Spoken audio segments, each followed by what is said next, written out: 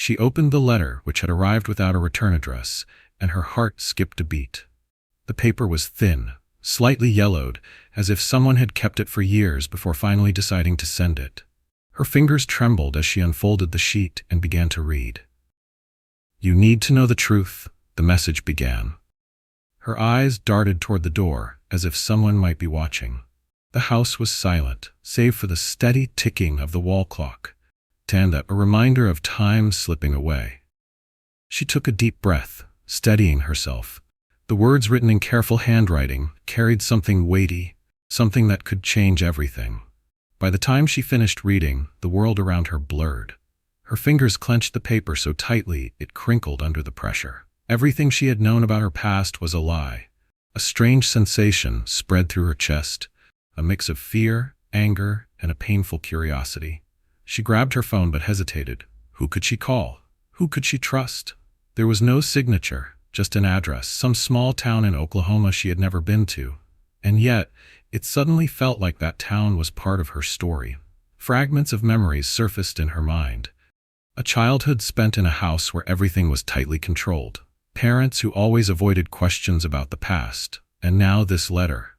Why now? Who had sent it? She rose from the chair, crumpled the letter, then smoothed it out again, searching for any clue. The address was printed in neat block letters, but there was no name. Her breathing quickened. Maybe it was a mistake. Maybe the letter wasn't meant for her. No, she knew it was real. Rain tapped against the window. She stood up, grabbed her jacket and keys. One question echoed in her mind. Who am I, really? She stepped outside, shutting the door behind her a little harder than necessary. The car started smoothly, but her hands trembled on the wheel. She had no idea what awaited her in Oklahoma. But there was no turning back. She had to find out the truth, no matter how painful it was. Someone in Oklahoma knew who she was. The drive to Oklahoma was longer than she expected. Elizabeth, that was her name, but now even that felt foreign, gripped the letter in her hand, rereading every word as the glow of her headlights cut through the deepening dusk. What was waiting for her in that town? And was it true that everything she knew about her past was just a carefully constructed lie? She pulled into a roadside diner to catch her breath. The air was warm, thick with the scent of rain and sun-scorched grass. Inside, the place smelled of coffee and fried pastries. Behind the counter, an older man watched her with quiet curiosity. "You ain't from around here," he said, more a statement than a question, sliding a cup of coffee toward her like she had ordered it just by walking in. Elizabeth nodded and pulled the letter from her pocket. "Do you know this address?" she asked, holding out the paper. Her voice was steadier than she felt. The man frowned, studying the writing. Slowly, his eyes lifted to hers. "You don't want to go there," he said finally. "That house, it only brings trouble." Elizabeth's brows knitted together. She had already made up her mind. Nothing could stop her now. "Why?" she asked, keeping her voice calm. The man rubbed his temples as if debating whether to say more. "Ain't nobody lived there for a long time," he muttered. "But folks around here remember that house. They say it's cursed. Anyone who goes digging for the truth only finds trouble." Elizabeth studied him, a flicker of doubt in her eyes. She didn't believe in curses, but she knew there was something real behind his words. "I'm going anyway," she said firmly, tucking the letter back into her pocket. "Thanks for the coffee." She walked out, leaving the man's wary gaze behind. Moments later, she was back on the road, her car gliding through the night. Her thoughts swirled like a kaleidoscope. Who had sent the letter? And why now? The miles stretched on. Road signs flashed past. Distant city lights flickered on the horizon. Oklahoma greeted her with silence. The town looked frozen in time. Narrow streets, old houses, storefront signs that probably hadn't changed in decades.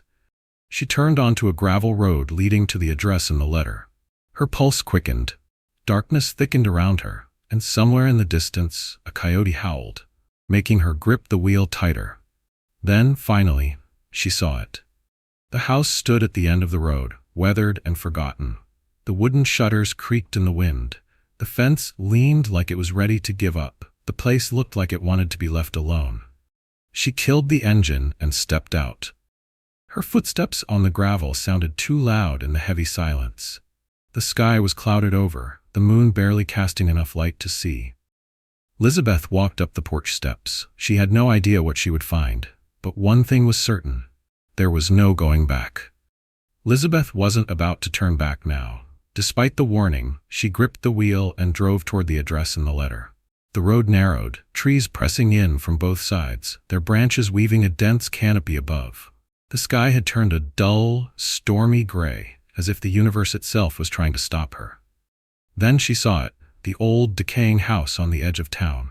The windows were shut tight, the peeling paint whispering of long abandonment. Elizabeth inhaled deeply and stepped out of the car. Each step up the creaking porch felt like an echo into emptiness. She knocked. No answer. Hesitating only a second, she pushed against the door. It gave way. Inside, the air was thick with dust, wood rot, and something else. Something oddly familiar yet unsettling. In the dim light, she saw an old dresser. On top of it sat a cracked picture frame. Elizabeth stepped closer, then froze. It was a photo of her. But beside her stood a man she had never seen before. A sound behind her made her spin around. "You shouldn't have come here," a deep voice murmured. Elizabeth's pulse pounded in her ears. A figure stood in the doorway, half hidden in shadows. Her breath caught. Answers were close now, but was she ready for them? She took a step back. The voice came again, softer this time. "You came because you want to know the truth, but it's not that simple."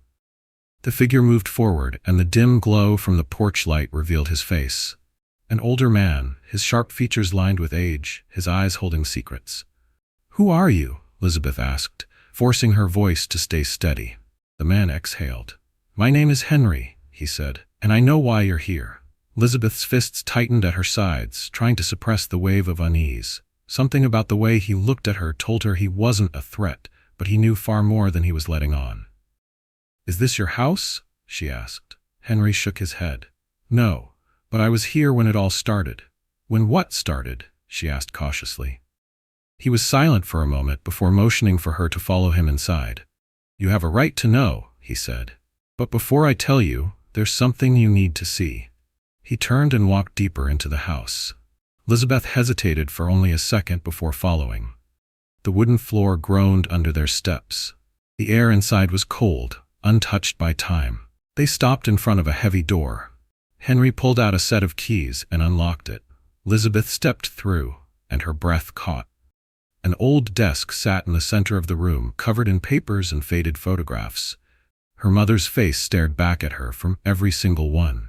How are these here?" she whispered. Henry sighed and pointed to one of the photos. Her mother, young, happy, stood beside the same unknown man from the picture in the hall. "Because your story started here long before you got that letter," Henry said. "And you deserve to know how it ends." Elizabeth stood in the middle of the room, surrounded by shadows of the past. Her gaze darted between the photographs, the time-worn papers, and Henry, who made no move to explain anything. The weight of unspoken truths hung in the air, pressing down on her with every second of silence. "Who is this man?" she finally exhaled, pointing at the figure standing next to her mother in one of the photos. Henry sighed, his shoulders sinking as if he carried a burden too heavy even for his years. "That's your father, Elizabeth," he finally said. The world around her seemed to tilt. The air thickened, her own breathing echoed in her ears. This couldn't be real. It was impossible. "But my father, he died when I was a child," she whispered, stepping back. Henry shook his head. "That's the story they made you believe. But the truth is, he disappeared. He was forced to leave. And it had everything to do with your mother, and with you." A storm brewed inside her. Her whole life, every memory, everything she thought she knew, it was all a lie. Her hands clenched into fists, her heart pounded against her ribs. Who made him disappear? Her voice was steady, but there was fear laced in it. Henry's eyes flickered toward an old cabinet in the corner of the room. He walked over, opened the door, and pulled out a thin folder. Handing it to her, he said softly, "The answers are in here." Elizabeth hesitated, but then forced herself to take the folder. The first thing she saw were newspaper clippings. Headlines screamed about scandal, about a man who vanished under mysterious circumstances, and his name was everywhere. Her father's name. Her fingers trembled as she flipped through the pages, searching for something, anything, that made sense. But the more she read, the colder she felt inside. He knew something he wasn't supposed to know. Henry's voice broke through the silence. And that made him a target.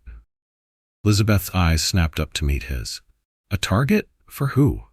Henry pointed to one of the documents. It was an investigative report. The name of a company she'd never heard of was stamped across the top, but as she read further, the picture became clearer. Money, power, and something even more dangerous. Your mother tried to protect you, Henry said. She wanted you far away from all this, but the truth always finds a way back. Elizabeth pressed her lips together. She had a choice. She could turn around and walk away, pretend none of this had happened, or she could dig deeper, chase the truth, no matter what it cost her. She shut the folder and looked at Henry. I want to know everything. Elizabeth closed the folder, feeling the chill seep into her bones. Her hands shook, not with fear, but with determination. She had come here for answers, and now that she had them, there was no turning back. Henry studied her, understanding the weight of the moment. Finally, Elizabeth met his gaze. I can't stop now, she said firmly.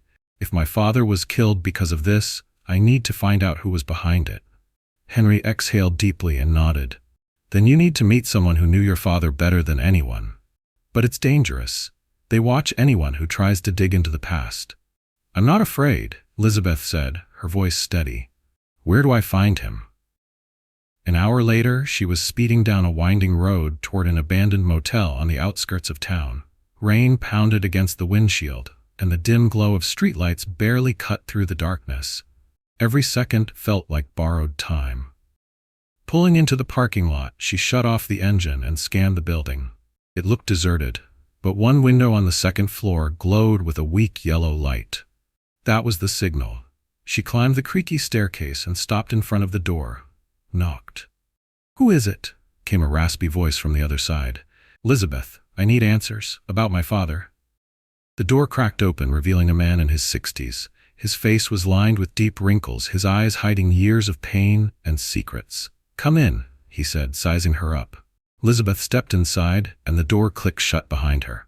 The room smelled of old wood and cigarette smoke. The man dropped into a worn-out chair and gestured for her to sit across from him. I knew you'd come, he said. They tried to erase everything about your father, but some secrets refused to stay buried. Tell me everything, Elizabeth demanded. The man lit a cigarette, took a slow drag, and exhaled before speaking. Your father worked for powerful people. He found out something he was never supposed to know. Those papers you found? Just the tip of the iceberg. He tried to protect you and your mother, but someone betrayed him. Elizabeth's jaw tightened. Who? The man looked her dead in the eyes. Someone he trusted more than anyone. Her heart clenched. A face flashed in her mind. Her mother. The way she had always avoided talking about her father, the way she buried her pain behind forced smiles.